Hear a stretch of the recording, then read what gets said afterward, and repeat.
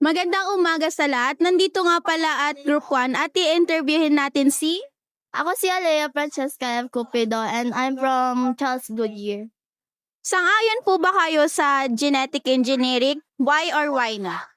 Oo, kasi nakaka-help siya lalo na sa mga may like diabetic na tao kasi 'di ba mahirap siyang like magamot then pag lumalala siya like may pinuputol na part na meron nagkakasugat ganun. So parang pag gumawa ka ng gamot para dun sa sakit na yun, parang mas malalas yung sakit na mararamdaman mo. Yun. Ito nga pala si...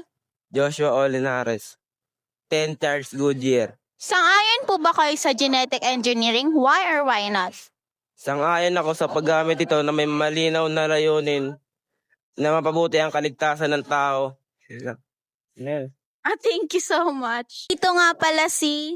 Ruth Angela Tamayo from 10 Charles Goodyear. Sang-ayon po ba kayo sa genetic engineering? Why or why not? Ako, may part sa akin na hindi sang-ayon at sang-ayon. Kasi, at some point, nakakatulong naman to sa mga tao, lalo na sa mga diabetic. Madaling nagagamot nito yung mga taong nagkakaroon ng diabetes. Pero, syempre, may mga naapektuhan din ito, lalo na yung mga hayop. Kasi kapag kinukuhanan sila yung mga, para dun sa kukuhanan na gamot. Thank you so much. Nandito nga pala si... Lilush Elso Magaysay sa Goodyear.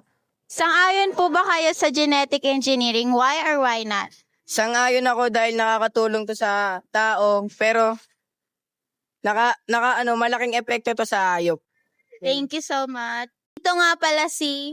Candra Santa Rosa from 10 Charles Goodyear. Sang-ayon po ba kayo sa genetic engineering? Why or why not?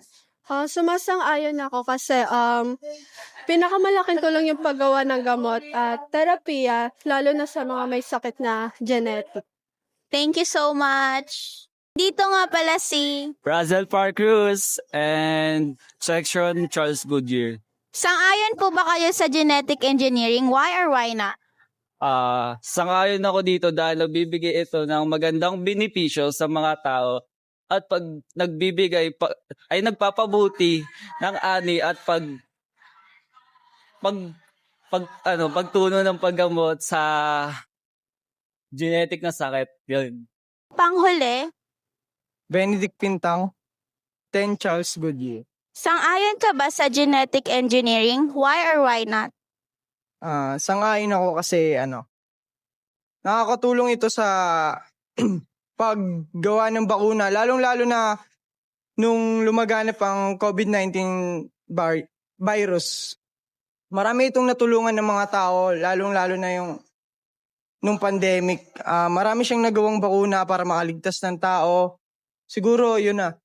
Doon ako sumang-ayon sa sa genetic engineering dahil doon. Marami siyang natulungan na tao, yun na nga. Tas yun lang. Thank you so much.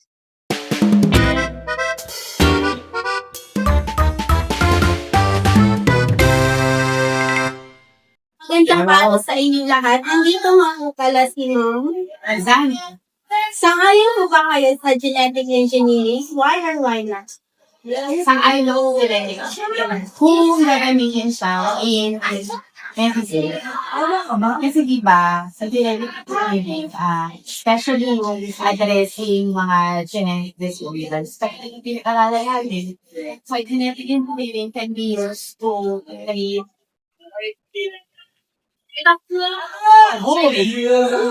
genetic disorder. So, ginagamit ko siya in improving crops. Kasi mataas ang demand ng grain. Mataas ang demand ng population. So, example, para hindi maging prone sa pest, mga halaman o yung mga pagkain. So, we can adapt genetic engineering there. Para lang yung demand ba, masagot yung mataas na demand ng world population. Pero, gagamitin siya for other purpose na hindi intended para kumuhi yung life ng mga tao. Pero genuine talaga. Thank you.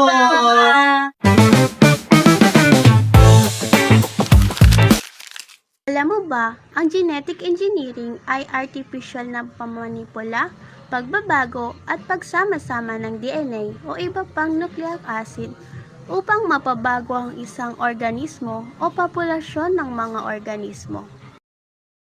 Karaniwan itong tumutukoy sa pamamaraan ng recombinant DNA technology na nagmula sa pananaliksik ng microbial genetics.